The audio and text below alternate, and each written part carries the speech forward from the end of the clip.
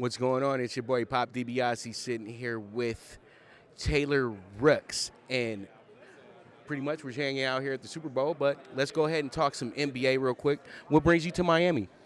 Super Bowl. But also, it's funny, talking NBA, I had to come super early because I was taping an episode of my show. I was taping it with Tyler Harrow. It was really nice. We did it on a yacht in Miami. It was, very Miami Vice. So even though I'm here for football, there's still some NBA sprinkled in there as well. All right, see, and that's what who people do. We'll just we'll come on over to the Super Bowl, but we here for some real business with the Miami Heat. What are your thoughts on the Heat?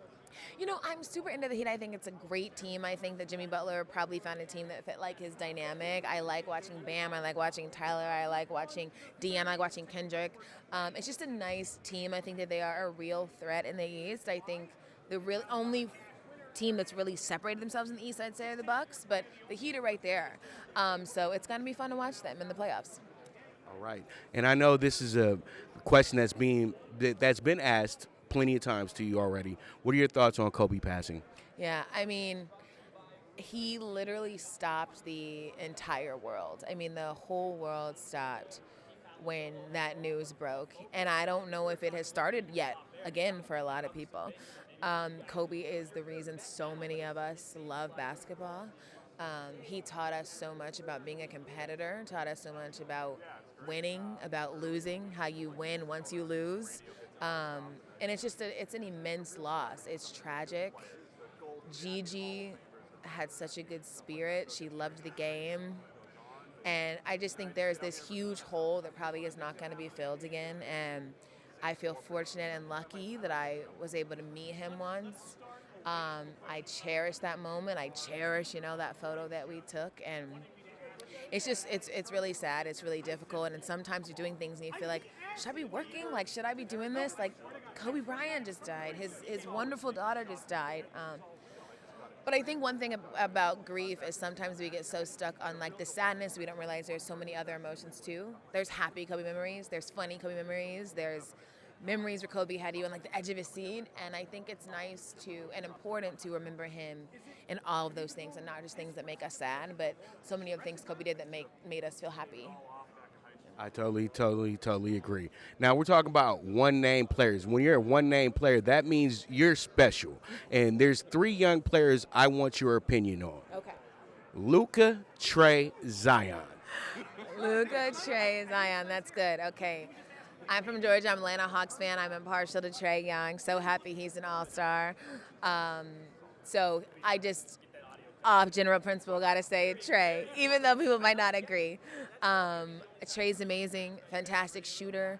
What he's been able to do to, like, really putting the team on his back. Like, he is the Hawks offense right now. I do hope he continues to get more help. That's important. But I think Trae is incredibly special. I think it was really special what he did for Kobe as well. He was Gigi's favorite player. All these things about Trae are amazing. Luka is a talent that is like a generational talent. He's going to be one of the greats. I absolutely agree with that. Zion, I think, was playing so well in his first game. That was super impressive. Obviously, I need to say more before I'm like, this is what Zion is, but I'm excited to watch him grow. I think he's also uber talented. And yeah, those are some good one-name guys for sure. All right, so my next question, who is the most surprising team, good and bad, this season to you? You can start with the bad team first. I'm trying to think who it surprised. I don't know if I'd say bad, but I think people thought the Nets would have a better record. But, like, bad is not, like, bad, it pains me to say, it would be like the Hawks. Like, they're bad right now. It's not that type of bad. It's just, like, maybe didn't meet the expectation that people believed that they would.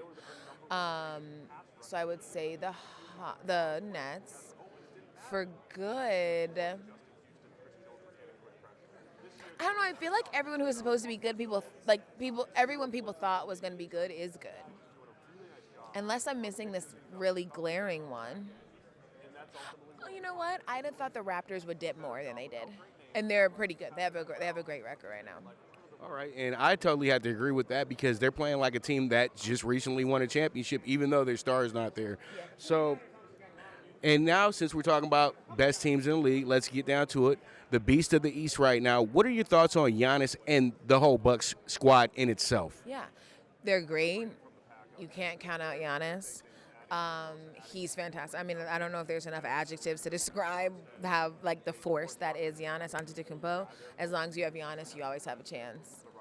Okay, and I think I like Boston this season. What are you thinking about Kemba's impact with the Celtics? Do you think he can get them to the finals? You know, I think that they could, but I think the thing that really makes that team, like, wow, is Jalen and Jason. Like, they are such a good duo. Kimba's fantastic. He's definitely a leader of the team. He's part of the team. But the leap that Jalen Brown took this season is just, like, outstanding. It's really interesting to see what it's like for him to play on a team where the ball's always in his hands and he is like that playmaker and he's that guy. We didn't get to see that with him, last season because Kyrie did a lot of that. But the Celtics are good. Like they are a good team. Jason Tatum is so athletic. Everything he does just looks better when he does it. So I like the Celtics. And then Lakers Clippers. How are you feeling about that? Do you feel like this will be the Western Conference Finals this year? I hope it is. I hope it is. I hope we get to spend like 2 weeks in LA. This the Western Conference Finals. But no, I think it will be, and I do hope it is. I just think that's everything that you would want in that matchup. Is like all the star power, all the talent. It would be crazy. Yeah.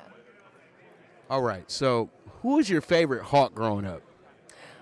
Okay, I have like a Dominique Wilkins signed basketball, so I'm just going to say him because he's my favorite Hawk, just in general.